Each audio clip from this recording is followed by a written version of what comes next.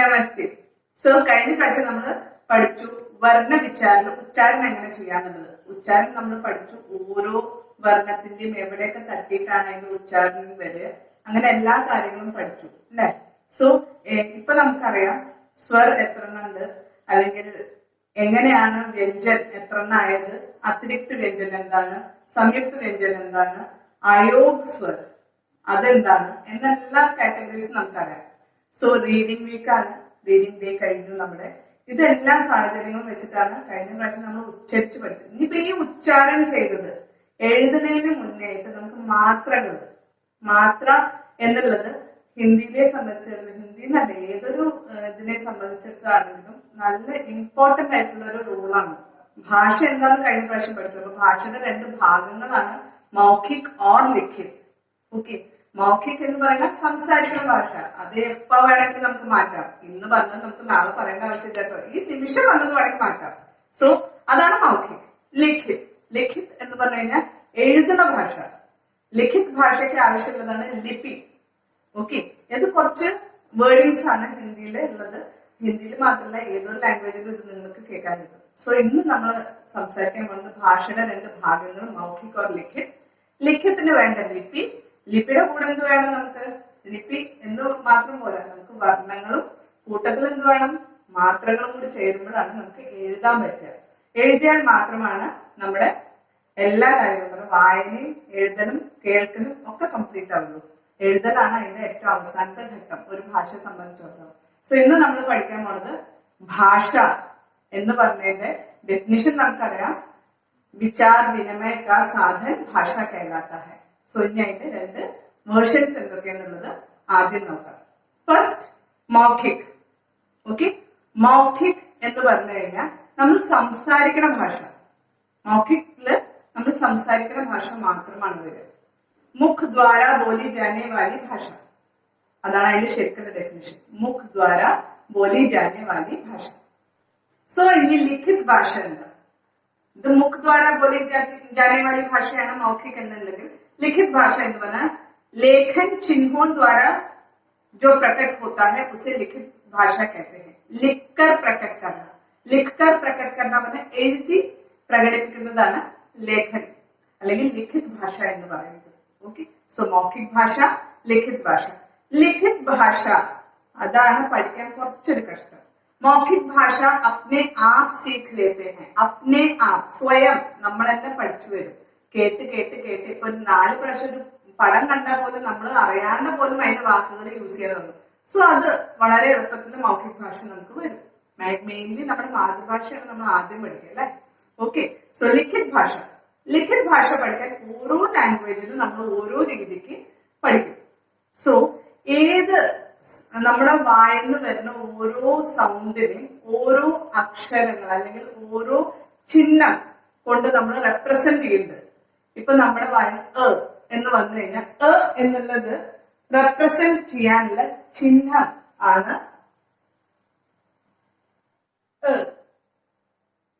എന്ന് പറഞ്ഞു. എന്നുള്ള സൗണ്ടിനെ റെപ്രസെന്റ് ചെയ്യുന്നതാണ് ഈ ഒരു ചിഹ്നം. ഓക്കെ, ഇനിയിപ്പോ വേറെ വല്ലതും പറയാം. ല എന്ന് പറഞ്ഞാൽ നമുക്കറിയാം ഈ ഒരു ചിഹ്നം എഴുതി അതിന്റെ പ്രൊനൗൺസിയേഷൻ എന്ത് വരും, ല.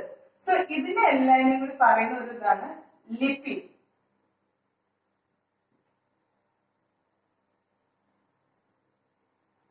ക്ലിയർ ആണെന്ന് തോന്നുന്നു. നമ്മള് ഭാഷയ്ക്ക് രണ്ട് ഭാഗമുണ്ട്. That is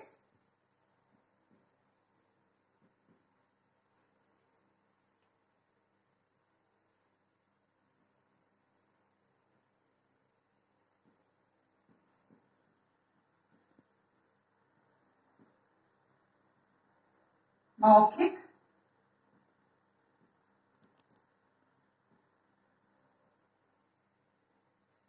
ലിഖിത്. ഓക്കെ, ഇനിയിപ്പോ ലിഖിത് ഭാഷയാണ് കുറച്ച് ടഫ്. മൗഖിക് എന്ന് പറഞ്ഞു കഴിഞ്ഞാൽ നമ്മൾ നോർമൽ ആയിട്ട് വർത്തമാനം പറഞ്ഞിട്ടേ പഠിക്കുന്ന ഒരു ഭാഷ. ഓക്കെ, सो मौखिक भाषा आसानी से सीखी जा सकती है जो मुंह द्वारा बोली जा सकती है. ओके, രണ്ട് പോയിന്റ് ആണ്. मुंह द्वारा बोली जा सकती है, आसानी से सीखी जा सकती है.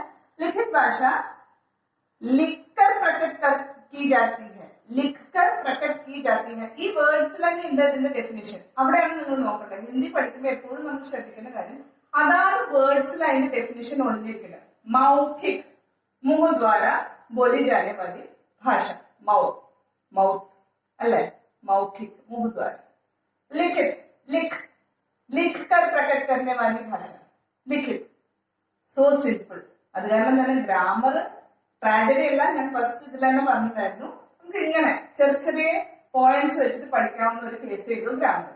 ഇനിയിപ്പോ ലിഖിത് ഭാഷ പഠിക്കണമെങ്കിലാണ് നമുക്ക് എന്ത് വേണ്ടത്? ലിപി വേണ്ടത്. ലിപി എന്ന് പറയുന്നത് എന്താണ്? അപ്പോ ലിപി. സോ നമ്മൾ പറയുന്ന സൗണ്ട്സിന് വരുന്ന ചിഹ്നങ്ങളെയാണ് എന്ത് പറയാ?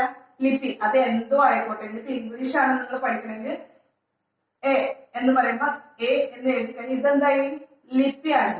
ഇംഗ്ലീഷിന്റെ ലിപിയാണ്. നമ്മൾ ആൽഫബറ്റ് എന്ന് പറയുന്നു, ഇതിൽ വർണ്ണങ്ങൾ എന്ന് പറയുന്നു. അത്ര മാത്രമേ വ്യത്യാസമുള്ളൂ. സോ ഇത് ക്ലിയർ ആയിരിക്കുന്നു വിചാരിക്കുന്നു. ഭാഷ രണ്ടു തരം ഏതൊക്കെ, എങ്ങനെ പഠിപ്പിക്കാം, എങ്ങനെയാണ് നമുക്ക് ഇതിനെ സിമ്പിൾ ആയിട്ട് ഡിഫൈൻ ചെയ്ത് മക്കൾക്ക് പറഞ്ഞു കൊടുക്കാൻ പറ്റും.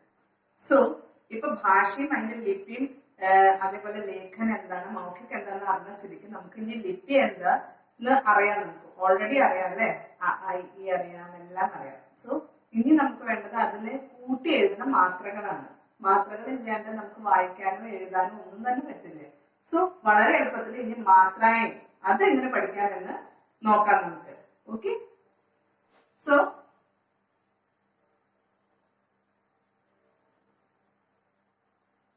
മാത്രയും അത് കേൾക്കുമ്പോൾ തന്നെ നമുക്കറിയാം മാത്രകൾ, ഓരോ സ്വരത്തിനും ഇതിനും വരുന്ന മാത്രകളാണ് നമ്മളിവിടെ ഇങ്ങനെ പഠിക്കാൻ പോകുന്നത്. ഇനി സ്വരങ്ങൾ എത്രയുണ്ട് എന്ന് ചോദിച്ചാൽ എല്ലാവരും തെറ്റിച്ചാണ് പറയുന്നത് വിചാരിക്കുന്നു ഞാൻ. സ്വർ 11, ബാക്കി രണ്ടെണ്ണം അങ് അഹ നമ്മുടെ ഇതിൽ കൂട്ടപ്പെടില്ല കേട്ടോ. ഇപ്പൊ തൽക്കാലം നമുക്ക് അതിനവിടെ നിർത്തിയേക്ക. സോ നമുക്ക് തുടങ്ങാം.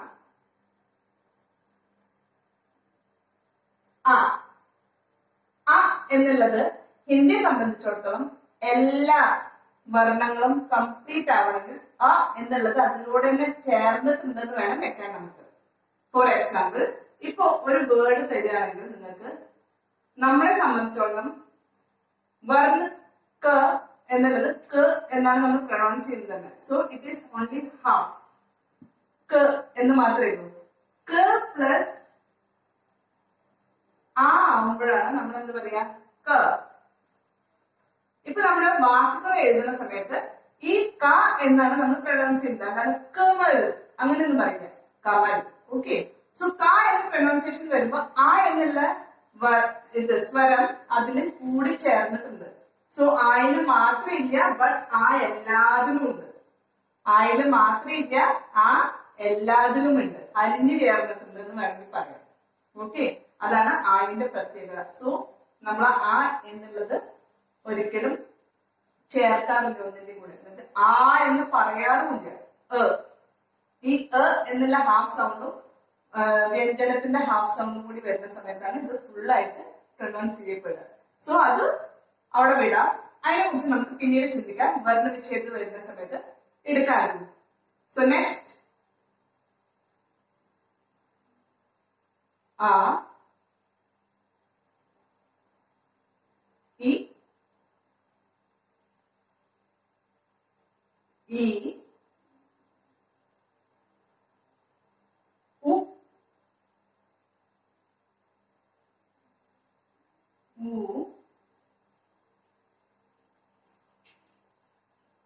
റി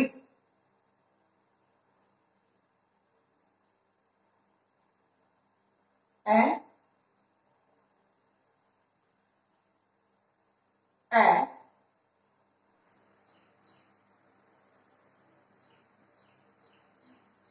ഓ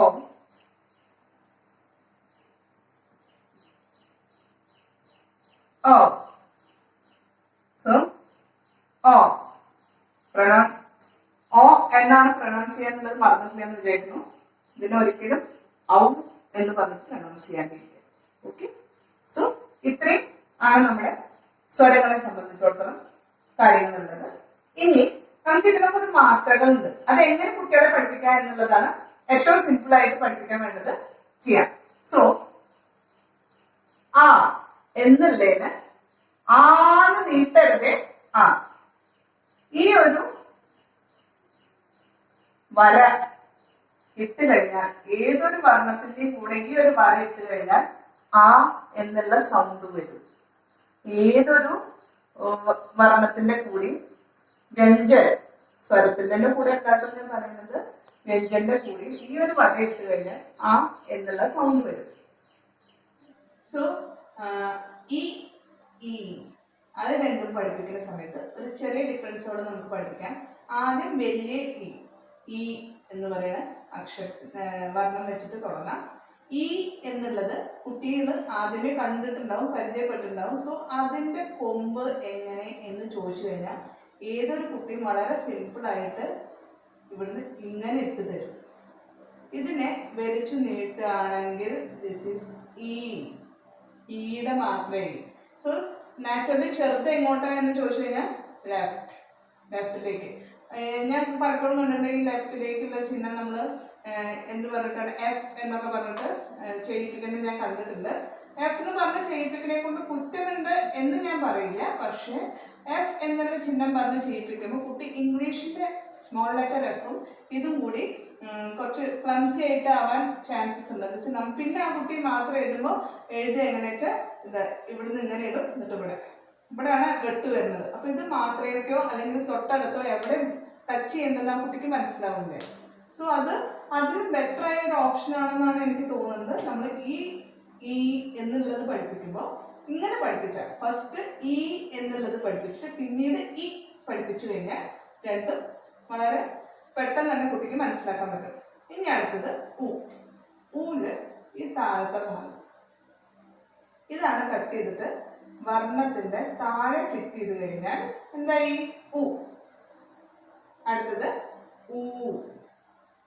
ഈ ഭാഗത്തിനെ ഇങ്ങനെ വലിച്ചു നീട്ടിയിട്ട ഊ. റി. താഴത്തെ ഭാഗം ഈ സി ഇവിടെ ഇങ്ങനെ ഇട്ട് കഴിഞ്ഞാൽ റി. ഏതൊരു വർണ്ണത്തിന്റെ അടിയിൽ ഈ ഒരു ലൈൻ ഇടാണ്ട് പഠിപ്പിക്കാനേ പാടില്ല. അത് നിയമമേ അല്ല. എന്താ വെച്ചാൽ ലൈൻ ഇടണം വർണ്ണത്തിന്റെ ചോട്ടില്. ഇപ്പൊ ടൂ ലൈൻ കോപ്പി ആണെങ്കിലും എങ്ങനെയാണെങ്കിലും ഇതേപോലെ തന്നെ പഠിപ്പിക്കണം. വർണ്ണത്തിന്റെ ചോട്ടില്, വർണ്ണത്തിന്റെ മുകളിൽ, അങ്ങനെ തന്നെ പഠിപ്പിക്കാൻ ശ്രമിക്കുക. എല്ലാ അക്ഷരത്തിലും അതിന്റെ മാത്രം ഉൾപ്പെട്ടിട്ടുണ്ട്. ഇനി കൊമ്പില്ലാത്തതും കൊമ്പുള്ളതും രണ്ടും സൗണ്ട് വ്യത്യാസമുണ്ട്. സോ ഇവിടെ നമുക്ക് നാച്ചുറൽ ആയിട്ട് പഠിപ്പിക്കാൻ പറ്റുന്ന ഒരു സംഭവം കൊമ്പില്ലാത്ത അക്ഷരം ഏത്? ഓക്കെ, കൊമ്പുള്ളത് കൊമ്പില്ലാത്തത് എ. അപ്പൊ ഈ എ എന്നുള്ളതും കൊമ്പില്ലാത്തതിന് ഒരു കൊമ്പ് വെച്ചു കൊടുക്കാം. കൊമ്പില്ലാത്തതിന് ഒരു കൊമ്പ് വെച്ചു കൊടുക്കാം. അപ്പൊ എന്തായി? എ എന്നുള്ള സൗണ്ട് ആയി എ. ഓക്കെ, കൊമ്പുള്ളതിന് 1+1 ആക്കാം. കാരണം 2 കൊമ്പ് വെച്ചു കൊടുക്കാം. ഓൾറെഡി നിങ്ങൾക്ക് ഒരു കൊമ്പുണ്ടെങ്കിൽ എത്ര കൊമ്പാക്കാം? 2 കൊമ്പാക്കാം. സോ ഇനി ഓ മുതൽ വീണ്ടും നോർമൽ തന്നെ ഇതേപോലെ വർദ്ധത്തിൽ തന്നെ ഉണ്ട്. ഈ ഒരു ഭാഗം മാത്രം ഓന്റെ ചിഹ്നത്തിനുള്ളതാണ്. ഒരു ലൈന് പിന്നെ ഒരു കൊമ്പ്. ഓ എന്നുള്ള ചിഹ്നത്തിനും അതേപോലെ തന്നെയാണ്. അതിന്റെ ഒരു ഭാഗം അങ്ങനെ തന്നെ എടുത്ത് എഴുതുന്നതാണ് ഓ. സോ ഇവിടെ ആകെ ഡിഫറൻസ് വരുന്നത് കുറച്ച് ചിഹ്നത്തിന് മാത്രമാണ്. അതിന്റെ ഭാഗം ഇല്ലാത്തത്. ഒന്ന് ഇ എന്നുള്ളതാണ് വർണ്ണം. അത് ഇ എന്നുള്ളത് കഴിഞ്ഞിട്ട് ഇ പഠിപ്പിക്കുമ്പോൾ ദാറ്റ് ഈസ് ക്ലിയർ. ഇവിടെ എ രണ്ടും തമ്മിലാണ് വ്യത്യാസമുള്ളത്. എ നോർമലായിട്ട് എ എന്ന് പറയുന്നിടത്ത് ഒരു കൊമ്പ് വെച്ചു കൊടുക്കുന്നു. നമ്മൾ എ എന്ന് പറയുന്നിടത്ത് 2 കൊമ്പ് വെച്ചു കൊടുക്കും. അത് കുട്ടികൾക്ക് ആ സൗണ്ട് പറഞ്ഞില്ല. അപ്പൊ എന്ന് പറഞ്ഞ ആൾക്ക് 2 കൊമ്പ് അങ്ങനെ പറഞ്ഞ് പഠിപ്പിക്കുകയാണെങ്കിൽ അത് പെട്ടെന്ന് മനസ്സിലാവും. മറ്റേത് കുട്ടി ഇതുമായിട്ട് ഒരുപാട് കൺഫ്യൂസ്ഡ് ആണ്. എപ്പോഴും കുട്ടി എ എന്ന് പറയുന്നതിലും ഒരു ലൈൻ ഇടുന്നുണ്ട്, ഐ എന്ന് പറയുന്നതിൽ ഐ എന്ന് പറഞ്ഞിട്ട് 2 ലൈൻ ഇടും. സോ ഐ അല്ല, അത് എ ആണ്, എ ആണ്. അത് വ്യത്യാസം മനസ്സിലാക്കി കൊടുക്കുക. ഇപ്പൊ നമുക്ക് ഓ വരെയുള്ള മാത്രങ്ങളാണ് ഇവിടെ എഴുതിയിരിക്കുന്നത്. ഇനി ഒരു ചെറിയൊരു മിസ്റ്റേക്ക് നമ്മൾ എല്ലാ ടീച്ചേഴ്സും മിക്കവാറും ഇതിൽ ചെയ്യുന്ന ഒരു സംഭവമാണ്. ഞാൻ ആരെയും ബ്ലെയിം ചെയ്യല്ല അത് വെച്ചിട്ട്. ബട്ട് എനിക്ക് തോന്നിയത് ഇപ്പൊ അടുത്ത കാലത്ത് ഞാൻ മനസ്സിലാക്കി വരുന്നത് എന്താ വെച്ചാൽ അങ് അഹ അത് രണ്ടും മാത്രകൾ നമ്മൾ പഠിപ്പിക്കാറുണ്ട്. അങ് അഹ നമ്മൾ അങ് എന്നുള്ളതിന്റെ മാത്രമായിട്ട് മുകളിൽ കുത്ത്, അങ് എന്നുള്ളതിന്റെ മുകളിൽ കുത്താണ് മാത്ര എന്ന് പറഞ്ഞു കൊടുക്കുമ്പോ കുട്ടി ചെയ്യുന്ന ഒരു ഏറ്റവും വലിയ തെറ്റ് എന്ന് തോന്നിയിരിക്കുന്നത് എന്താ വെച്ചാൽ ഏതൊരു വേർഡും മുകളിൽ കുത്തുള്ളത് വന്നു കഴിഞ്ഞാൽ അത് നേരെ അങ് ആണോ എന്ന് തെറ്റിദ്ധരിക്കും. അങ്ങനെ തെറ്റിദ്ധരിക്കുമ്പോൾ ഇപ്പോഴല്ല അതിന്റെ പ്രശ്നം വരെ വർണ്ണവിച്ഛേദം അല്ലെങ്കിൽ അങ്ങനെ വലുതായിട്ട് വല്ലതും വരുന്ന സമയത്ത് എല്ലാ മുകളിലത്തെ കുത്തിനും മിക്കവാറും പഞ്ചമാക്ഷരത്തിന്റെ സൗണ്ടുകളായിരിക്കും.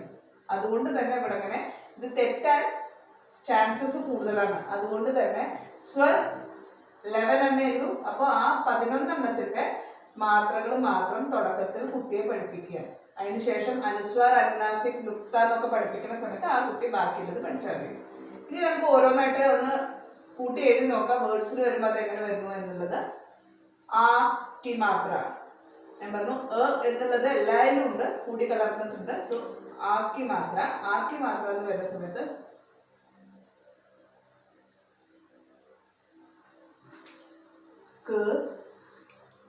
പ്ലസ് ആക്കി മാത്ര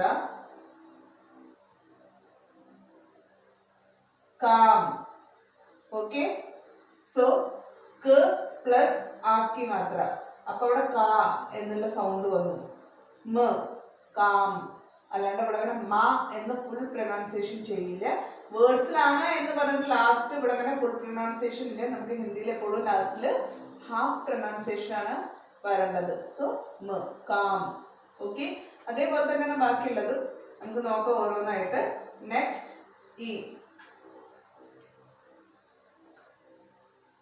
ഈ എന്നുള്ള മാത്രം നോക്കുമ്പോൾ എങ്ങനെ വരുന്നത് നോക്കാം.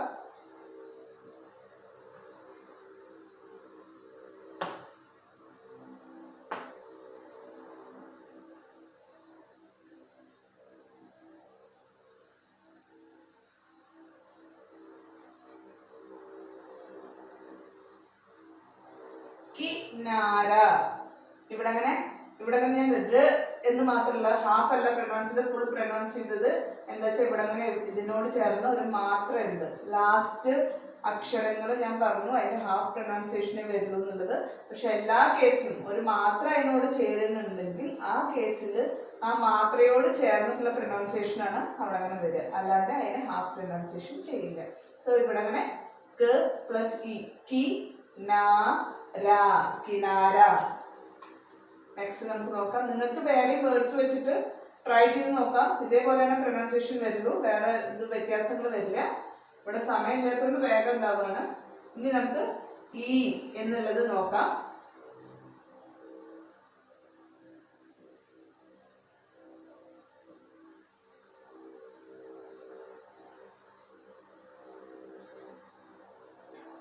സ് പ്ലസ് ഇ ഖ, സീഖ്. ഓക്കെ, സ് പ്ലസ് ഇ സി ഖ, സീഖ് എന്നുള്ള വേർഡ് കിട്ടി. ഇതേപോലെ തന്നെ നമുക്ക് ഇനി ബാക്കിയുള്ള വേർഡ്സിലാണെങ്കിലും ഇവിടെ അങ്ങനെ ഖ എന്ന് മാത്രമേ പറഞ്ഞത്. എന്താ വെച്ചാൽ മാത്രങ്ങൾ നമ്മുടെ കൂടെ ഇല്ല അവിടെ അങ്ങനെ ലാസ്റ്റില്. സോ സീഖ്. ഉ എന്നുള്ള മാത്ര. സോ ആ കഴിഞ്ഞു, ഈ കഴിഞ്ഞു, ഈ കഴിഞ്ഞു, ഉ ഊലെത്തിയിരിക്കുന്നു നമ്മള്. സോ ഉ എന്നുള്ള മാത്രയാണ് അടുത്തത്. ഉ എന്നുള്ള മാത്രയില്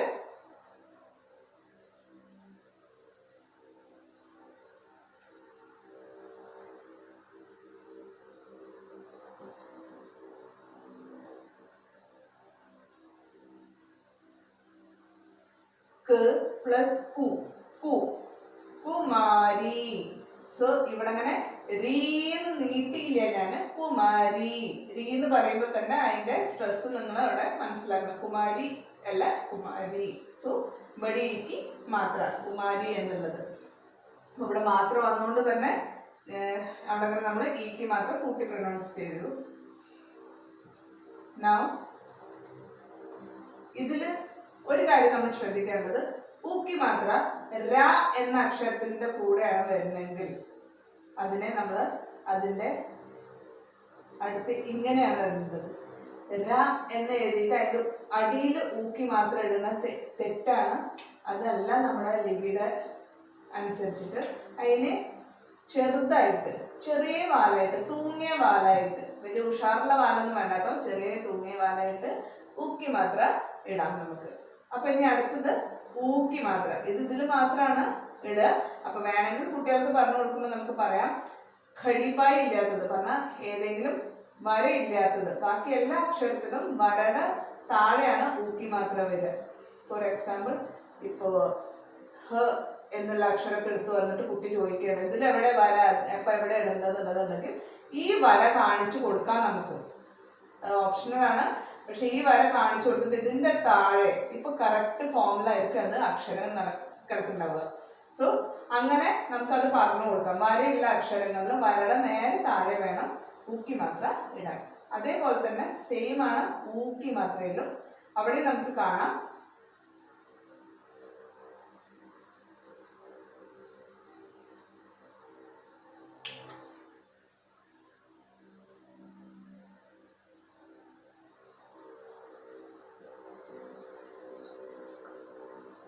സൂഖ, സ പ്ലസ് ഊക്കി മാത്ര പ്ലസ് ഖ. ഖാന്ന് ഫുള്ളായിട്ട് പ്രൊനൗൺസ് ചെയ്ത് എന്താ വെച്ചാൽ അവിടെ അങ്ങനെ ആക്കി മാത്ര ചേർന്നിട്ടുണ്ട്. സോ സൂഖ.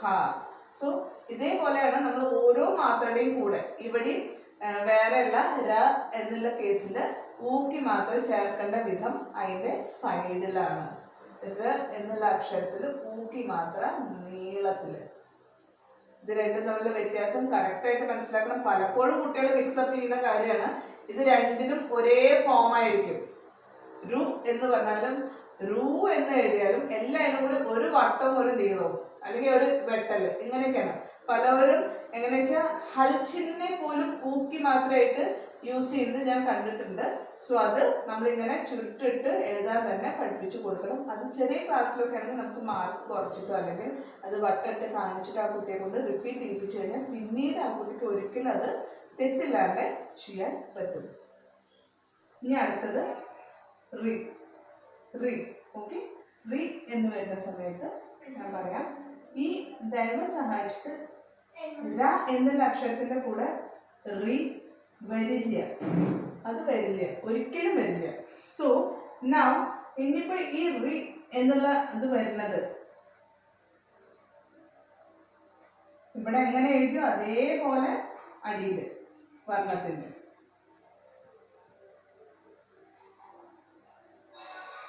കൃപ, കൃപ ഓക്കെ. കൃപ എന്നുള്ളതാണ് വരിക, അല്ലാണ്ട് കൃപ കൃപ അങ്ങനെ പറയരുത്, സ്ട്രെസ് ചെയ്ത് പറയരുത്. കൃപ ക്രി ഓക്കെ, കൃപ. അങ്ങനെ ഈ റ് എന്നുള്ള ചിഹ്നം വരുന്നിടത്തൊക്കെ ഇതേപോലെ വരയുടെ താഴെയാണ് വരിക കൃപ. ഇനി ഈ ഒരു മാത്ര വ്യത്യാസപ്പെട്ട് വരുന്ന ഒരു സ്ഥലമുണ്ട്, അത് മാത്രമാണ് നമ്മൾ പഠിക്കേണ്ടത്. ഹ. ഹ എന്നുള്ളതില് ഈ വാലിന്റെ അവിടെ ഉള്ളിലാണ് ഇത് മാക്സിമം വരെ. ഹൃദയ എന്നുള്ള വേർഡ് നമുക്ക് ഒരുപാട് പ്രാവശ്യം നമുക്ക് വരും. നമ്മൾ എന്താ ചെയ്യുക, ഇതിന്റെ താഴെ ഒരു മാത്രയും കൂടി ഇടും. അത് തെറ്റാണ്. ഇതിന്റെ ഉള്ളിലാണ് അത് കിടക്കുന്നത്. നിങ്ങൾക്ക് നോക്കിക്കഴിഞ്ഞാൽ മനസ്സിലാവും. നിങ്ങളുടെ ഈ ഒരു നമ്മുടെ ടൈപ്പ് റൈറ്റിംഗ് എന്നൊക്കെ പറയില്ലേ, അതേപോലെ നമുക്ക് നോക്കിയാൽ മനസ്സിലാവും അത് ഉള്ളിലാണ് കിടക്കുന്നത്, പുറത്തല്ല. സോ ഒരിക്കലും പുറത്തിടാണ്ട് നോക്കുക. അടുത്തത് ഏക്കി മാത്ര. ഏക്കി മാത്ര എന്ന് പറയുമ്പോൾ ഒരു വരയുള്ളൂ. അപ്പൊ സൈഡിൽ വര വേണ്ട എന്നുള്ളത് ക്ലിയർ ചെയ്യുക. ഇവിടെ അങ്ങനെ പറയാം,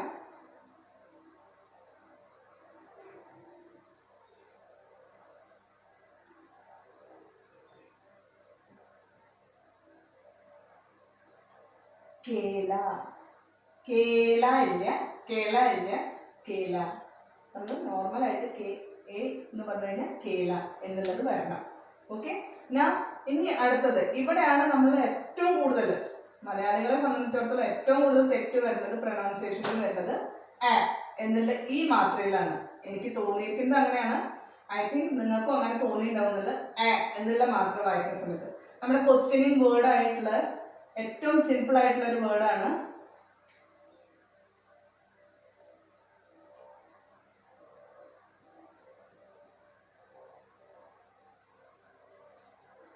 യെസ്. ഇതറിയാത്ത ആളുണ്ടാവില്ല അല്ലെ, ഒരു ക്വസ്റ്റ്യനിങ് വേർഡ്. ഇതിനെ പ്രൊനൗൺസ് ചെയ്യേണ്ട വഴി നമ്മൾ ഈ സ്വരങ്ങൾ പ്രൊനൗൺസ് ചെയ്തപ്പോൾ മനസ്സിലാക്കിയിട്ടുണ്ടാവും. എ എന്നുള്ള പ്രൊനൗൺസിയേഷൻ ആണ് ഇതിന് വരിക, ഐ എന്ന് വരികയാണ്. പിന്നെ എന്തിന് നമ്മൾ ഇതിനെ കൈസെ എന്ന് വായിക്കണം അല്ലെങ്കിൽ കൈസ എന്ന് വായിക്കണം? ഇതെന്താണ്? എ ആണ്. അപ്പൊ പ്രൊനൗൺസിയേഷൻ എങ്ങനെയായിരിക്കണം? കാസ, കാസ. ഓക്കെ, കാസ.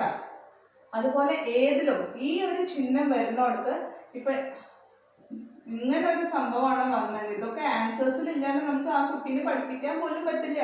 സോ ഇങ്ങനെ ഒരു വാക്ക് വന്നു കഴിഞ്ഞാൽ ആ കുട്ടി അപ്പൊ പറയും ജൈസെ അല്ലെങ്കിൽ ജൈസ. ഐ എന്നുള്ളത് ആ കുട്ടി പണ്ട് മുതലേ കേട്ട് വന്നുകൊണ്ടാണ് അവിടെ ഐ എന്ന് വരുന്നത്. ഇതെന്തായിരിക്കണം?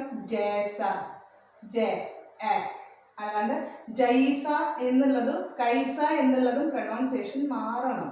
അത് മാറിയാൽ മാത്രമാണ് നമ്മുടെ കാര്യങ്ങൾ ശരിയാവുള്ളൂ. ഇനി നെക്സ്റ്റ് ആണ് ഓക്കി മാത്ര. ഓ, ഓ എന്ന് പറഞ്ഞു കഴിഞ്ഞാൽ ഏതിൻ്റെ കൂടിയും ഓക്കി മാത്ര. ഇവിടെ എ, ഓ, ഓയിൻ്റെ അവിടെ അങ്ങനെയും ആൻ്റെ എവിടെയും ആണ് കുട്ടി കൂടുതൽ കൺഫ്യൂസ് ആവുക. സോ ഓയിൻ്റെ ഞാൻ പറഞ്ഞു ഇവിടുത്തെ ഒരു ഭാഗം തന്നെ എടുത്തിടണം എന്നാണ് പഠിപ്പിക്കുന്നത്. സോ ഒരു വര വേണം, അതിൻ്റെ കൂട്ടത്തിൽ തന്നെ ഒരു കൊമ്പും വേണം അതിന്. ഓക്കെ, സോ ഇനി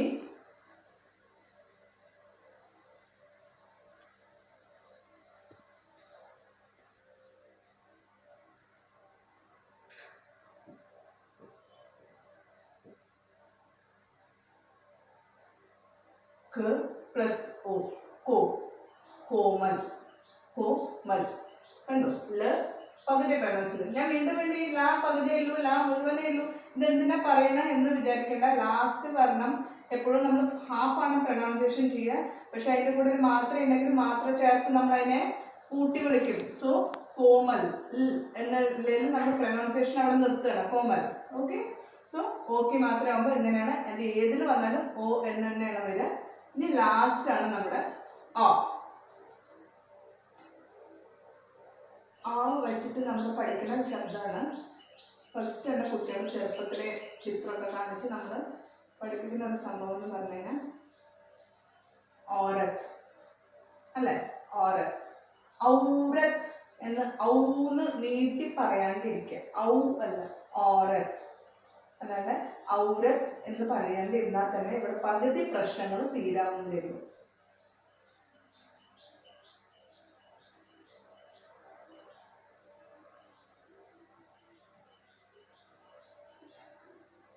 മൗന് അല്ല, മൗന്, മോൻ, മോൻ വ്രത് അങ്ങനെയൊക്കെയാണ് പറയുക. എന്നാൽ മൗന് എന്ന് പറയുന്നില്ല. സോ ഇതാണ് അതിൻ്റെ ഒരു രീതി, പ്രൊനൗൺസ് ചെയ്യേണ്ട രീതി. ഇനി നിങ്ങൾക്കിത് വീഡിയോ ഒരുപാട് ലെങ്തി ആവാണ്ടിരിക്കാനാണ് ഇത് ചെയ്യുന്നത്. ഇതിന് മുന്നത്തെ നമ്മുടെ വീഡിയോ കാണണമെങ്കിൽ ഇതിൻ്റെ ലിങ്ക് ഞാൻ ഡിസ്ക്രിപ്ഷനിൽ കൊടുക്കാം. സോ മാത്രകൾ വരുമ്പോൾ എങ്ങനെ പ്രൊനൗൺസ് ചെയ്യാം എന്നാണ് ഇന്ന് നമ്മൾ നോക്കിയത്.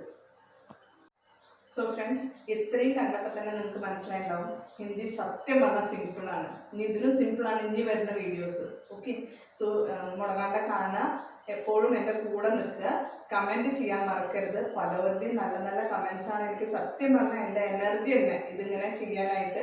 ഓൺലൈൻ ക്ലാസ്സസ് നമുക്കൊക്കെ നടക്കുന്നുണ്ട്, കുട്ടികളും നമ്മളും അതിൽ ബിസിയാണ്. പക്ഷെ എന്നിട്ട് പോലും ഇനി വേറെ വല്ലതും ഇട്ടിട്ടുണ്ടോ, ഒന്ന് സെൻഡ് ചെയ്യുമോ എന്നൊക്കെ നിങ്ങൾ ചോദിക്കുന്നത് സത്യത്തിലും എനിക്ക് അത്രയും ഒരു രസമായിട്ടാണ് തോന്നുന്നത് ഇത് നിങ്ങൾക്ക് വേണ്ടി കൊണ്ടുവരാനായിട്ട്. സോ എന്തായാലും കാണണം. ഇത് മാത്രായ മുഴുവൻ മനസ്സിലായി എന്ന് വിചാരിക്കുന്നു. സ്വർ, വ്യഞ്ജൻ എല്ലാം എത്ര എണ്ണം ഉണ്ട്, എങ്ങനെ പ്രൊനൗൺസ് ചെയ്യാൻ നമ്മൾ പഠിച്ചു. ഭാഷ എന്താണ്, ഭാഷയുടെ 2 ടൈപ്സ്, മൗഖിക്, ലിഖിത്. ഈ ലിഖിത് ഭാഷയുടെ ലിപി എന്ന് പറയുന്നത് എന്താണ്? ഇതൊക്കെ സിമ്പിൾ ക്വസ്റ്റ്യൻസ് ആണ് നമ്മുടെ ടെറ്റിന്റെ എക്സാമിന് അല്ലെങ്കിൽ ബാക്കിയുള്ള എക്സാംസിലൊക്കെ പലപ്പോഴും ഞാൻ ഇന്റർവ്യൂവിന് പോലും ഇങ്ങനത്തെ ക്വസ്റ്റ്യൻസ് ഫേസ് ചെയ്തിട്ടുണ്ട്. ലിപി എന്താന്ന് പെട്ടെന്ന് ചോദിക്കുമ്പോൾ നമ്മൾ ചിലപ്പോൾ 2 നിമിഷം ആലോചിച്ചു പോകും എന്താണ് ലിപി എന്ന്. പക്ഷെ ഇനി ആലോചിക്കേണ്ട ആവശ്യമില്ലല്ലോ. എന്താണ്? ലേഖൻ ചിഹ്നക്കോ ലിപി कहते हैं.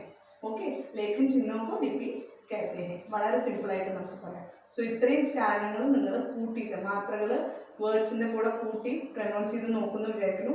ഈ റീഡിംഗ് വീക്കിൽ എനിക്ക് നിങ്ങളോട് പറയാനുള്ളത് ഇത്ര തന്നെയായിരുന്നു. ഇനി റീഡ് ചെയ്യുമ്പോൾ നിങ്ങൾക്കൊരു വേറൊരു ഹിന്ദി തന്നെയാണോ വായിക്കണേ എന്നുള്ള തോന്നൽ വരണം.